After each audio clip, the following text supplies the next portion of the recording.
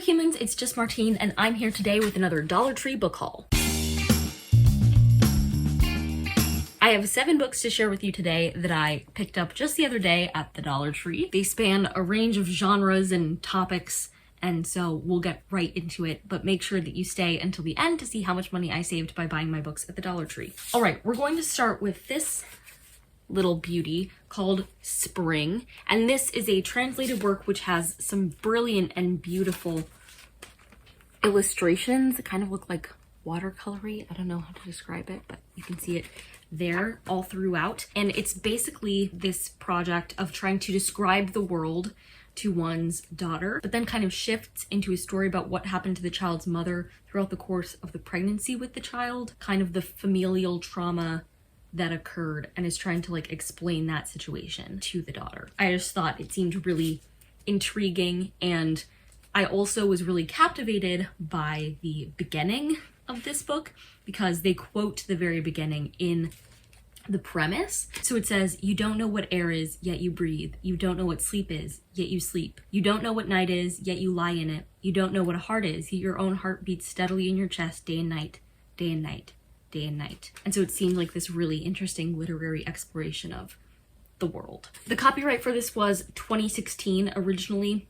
Often the translated works that I pick up from the Dollar Tree tend to be a bit older because they have to be published originally, become popular, then be translated, and then eventually print too many copies. Some end up in the Dollar Tree, and this originally cost $27. Next up, we have another 2016 publication, the Essex Serpent, and the reason this one only just got to the Dollar Tree is because it's the tie-in for the show on Apple TV Plus. And this is kind of a historical fantasy. It takes place in London in 1893, and this woman goes to coastal Essex after the death of her husband and ends up hearing some rumors that this mythical serpent has returned after like 300 years being gone. And so she's on the case, she starts to investigate, and she meets this parish vicar, and together they try and figure out the truth. I know this is a very popular book, so when I saw it, I was like, heck yeah, I'll pick it up. Especially because I had almost picked it up the other day for like $4 somewhere.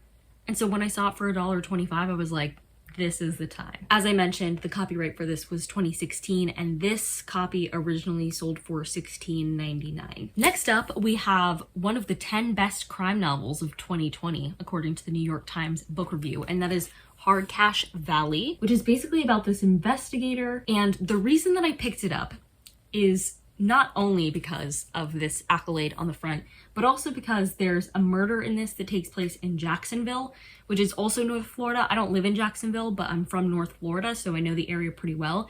And I feel like I haven't read that many books set in this area, and so when I saw that it was a mystery set around this area, I was like, I want it, especially because they continue by like traveling throughout the Southeast looking for somebody who went missing as well.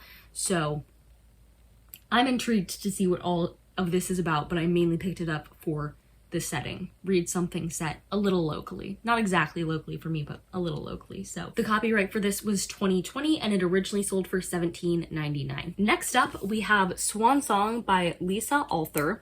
And the premise of this immediately got me. So there's this lady and her lover, did she pass away? Yeah, so her parents die and her partner of 20 years dies. And basically to escape this life, she becomes the like assistant to the physician on this British ship. So we follow her around as she meets really interesting passengers on this ship and helps solve their problems and just sees a bigger chunk of the world than she's used to. She lives in Vermont. So I thought this sounded like a kind of weird and wonderful time. I was just like, have I read about a ship doctor before? I'm not sure that I have, but I want to. The copyright for this was 2020, and it originally sold for $26.95. Next up, we kind of have a duo. It's not a series, but they're both by the same author, which is interesting. So I'll start with the one that I noticed first, and that is Theophilia Girls.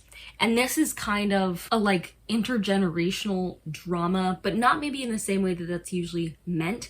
It follows a mother and her daughter on 2 different summers that have kind of some weird parallels, and it deals with tragedy and stuff. The main idea behind it, as far as it goes for like the original tragedy in the first summer, was that this group of girls, they were like obsessed with each other, and they were also obsessed with paintings, specifically pre-Raphaelite paintings, and they liked to kind of act them out and make these really elaborate tableaus, but then apparently one of those tableaus goes really wrong and something tragic happens.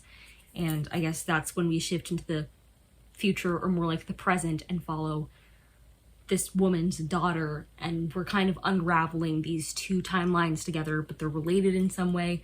I don't know, I'm interested to see what it's really like, because I'm not sure that the synopsis I gave is any good at all. This was published in 2021 and originally sold for $26. I also there's something about this cover that grabbed me immediately. And so interestingly enough, at the top of this, it says by the author of The Animals at Lockwood Manor. And sure enough, my next book is The Animals at Lockwood Manor.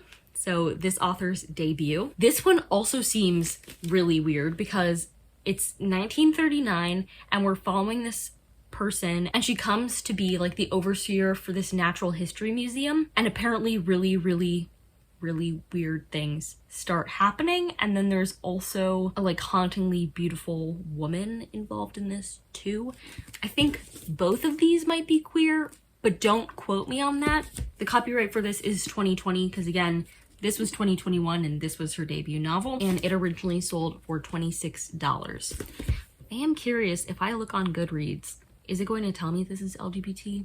Or am I making that up in my head? Sometimes I read synopses and I'm like, this definitely means this, and then it doesn't. No, it is marked as LGBT on Goodreads, so hooray, I'm excited about that. I just also thought it was kind of cool to find two of her works at the same Dollar Tree, like in the same trip. So that was cool. And then last but not least, I have The Big Door Prize by M.O. Walsh, which is basically set in this town, and the premise is like, what would you do if you knew your life's potential, or basically like what your life's destiny was. And so in this small town, this like machine appears at the local grocery store. It promises that if they just like swab their cheek and pay $2, the device will use the science of DNA to tell you your life's destiny. And so this is kind of one of those books that explores the question of like, if you knew what you were meant to do, like what would you do about it? If you knew your life was supposed to turn out a certain way, what would that make you do? Which I think is a really interesting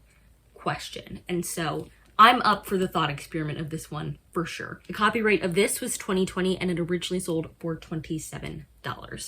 So, especially because we got some really nice hardcover books in this haul.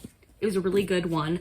I prefer holding paperbacks, but I save more money when I get hardcovers if they have them. Only 2 of the books in this haul were paperbacks. 5 of them were really nice condition hardcovers. And so since I bought 7 books at $1.25 each, I spent $8.75 on this haul. But if you add up all of their retail worth together, they're worth $167.93, which means that I saved $159.18, which is insane. To save over $150 on 7 books is just ludicrous.